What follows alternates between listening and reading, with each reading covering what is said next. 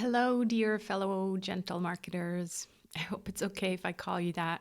Since I can't call you by name, this makes me feel like you're part of this gentle business revolution family.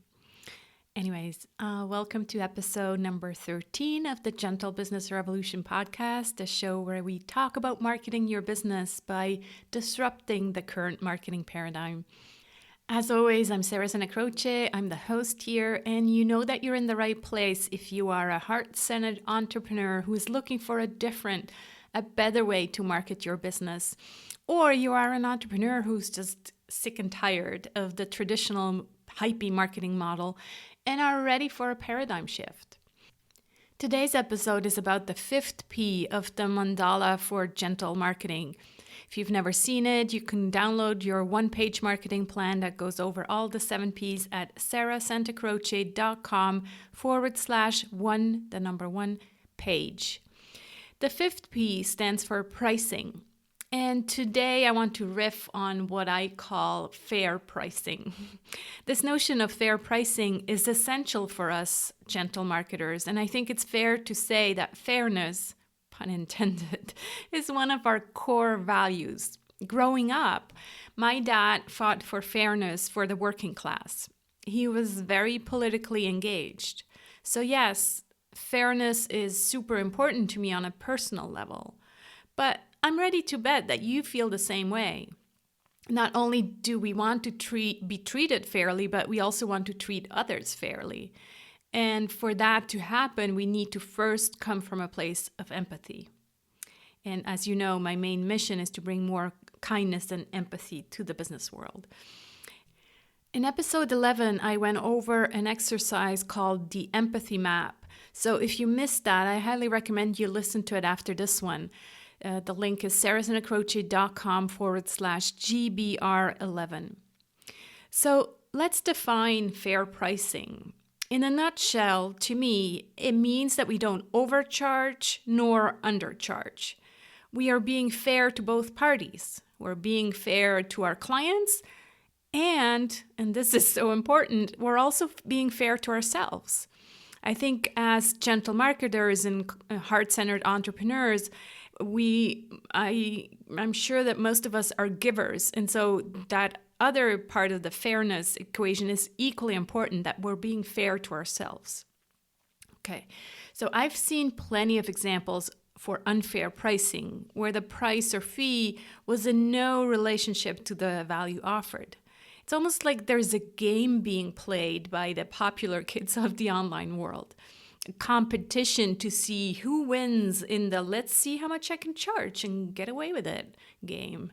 So I don't know if you've come across any of these outrageous fees, but some of them are just so blown out of proportion that it's just not fair. To me, again, it seems unfair in so many ways, and it's unfair to the rest of the online world, not just for their clients, but for us as well, for the rest of the entrepreneurs who are doing business online. Because if one coach or entrepreneur charges this outraging amount for a mastermind or a course, then that becomes the new benchmark of what's possible. And everyone else seems to be wanting to keep up. In order to be fair in this case, one possibility would be to have different options for different budgets available. And often these different options include different levels of access to the coach or expert. So for example, you could offer a do-it-yourself program, a group program, or one-on-one coaching. And it's only fair that the one-on-one price is going to be higher in this case than the do-it-yourself program. Another thing I can't stand is when sales coaches teach people to just get to the yes on the sales call and then have the client figure out how they're going to find the money to pay for the service. Just put it on the credit card. No, except for our mortgage and a 6-month period where I owed my dad some money to pay for our house in Sicily, I never, ever have taken a loan or had any other bank debt or credit card debt. I hate bank loans and I hate credit card debt even more. It's just not fair because, they always win. So if I can avoid it, I don't want my clients to owe money just so that they can work with me. Yes, I know in the end it's their decision, and in the end I will let them decide. All the power to them, and they're adults and all of that. But I'm going to bring it up in the conversation that maybe it's better to wait a few months with our collaboration until they are in a better financial situation. And yes, I also know that you need to invest to make money, but I would never, ever want my clients to be in a difficult situation because of me. So that's my riff on fair pricing. And I know that this probably is not going to resonate with everyone, but I do hope that it will resonate with you if you are a heart-centered entrepreneur who wants to look at marketing from this gentle approach.